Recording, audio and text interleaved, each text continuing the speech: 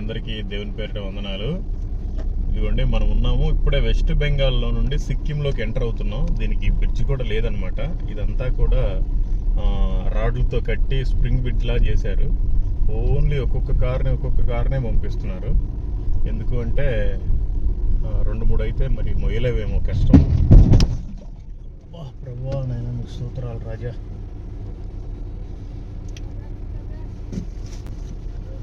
అది రేకేదో పెట్టారు, మరి అది ఇరక్కపోయింది.